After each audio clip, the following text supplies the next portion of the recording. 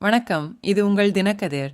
தமிழக முதல்வர் ஸ்டாலின் திங்களன்று சட்டமன்றத்தில் அறிவித்ததாவது, மக்களவைத் தொகுதிகளின் நியாயமான எல்லை நிர்ணயத்தை வலியுறுத்துவதற்காக மாநிலத்தைச் சேர்ந்த 39 எம்பிக்கள் குழு விரைவில் பிரதமர் நரேந்திர மோடியை சந்திக்கும்.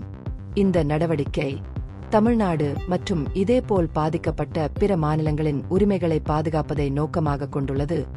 தமிழ்நாடு போராடும், தமிழ்நாடு வெல்லும் என்ற முழக்கத்தை வலுப்படுத்துகிறது. மார்ச் 22 அன்று சென்னையில் நடைபெற்ற கூட்டு நடவடிக்கை குழு கூட்டம் குறித்து சட்டமன்றத்தில் உரையாற்றிய ஸ்டாலின், எல்லை நிர்ணயம் குறித்த தமிழ்நாட்டின் விழிப்புணர்வு பிரச்சாரத்தின் தேசிய தாக்கத்தை எடுத்துரைத்தார். பிரதான எதிர்க்கட்சியான அதிமுக மற்றும் அனைத்து கட்சி கூட்டம் மற்றும் ஜேஏசியில் பங்கேற்ற பிற கட்சிகளுக்கு அவர் நன்றி தெரிவித்தார். நடந்துவரும் நாடாளுமன்ற கூட்டத்தொடரின் போது இந்த விஷயத்தில் எம்பிக்களின் மையக்குழு பிரதமரிடம் கூட்டு பிரதிநிதித்துவத்தை சமர்ப்பிக்கும் என்று ஜேஏசியின் முக்கிய தீர்மானத்தில் குறிப்பிடப்பட்டுள்ளது. பிப்ரவரி 14 அன்று ஒருமனதாக சட்டமன்ற தீர்மானத்தை நிறைவேற்றிய நாட்டிலேயே முதல் மாநிலம் தமிழ்நாடு என்பதை ஸ்டாலின் நினைவு கூர்ந்தார். இது 2026ஆம் ஆண்டு எல்லை நிர்ணயத்தின் ஜனநாயக உரிமைகள் மற்றும் அரசியல் பிரதிநிதித்துவத்தின் பாதகமான விளைவுகளை வலியுறுத்துகிறது.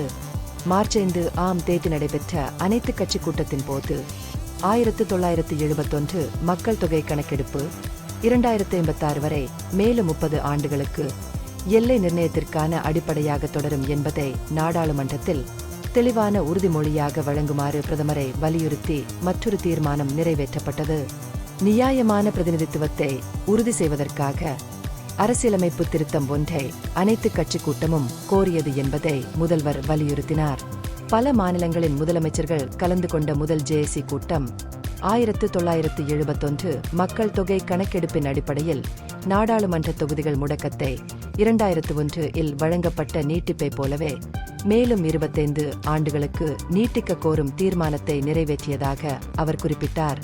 மக்கள் தொகை கட்டுப்பாட்டு நடவடிக்கைகளை வெற்றிகரமாக செயல்படுத்திய மாநிலங்கள் எல்லை நிர்ணய செயல்பாட்டில் தண்டிக்கப்படக்கூடாது என்று ஸ்டாலின் மேலும் வலியுறுத்தினார்.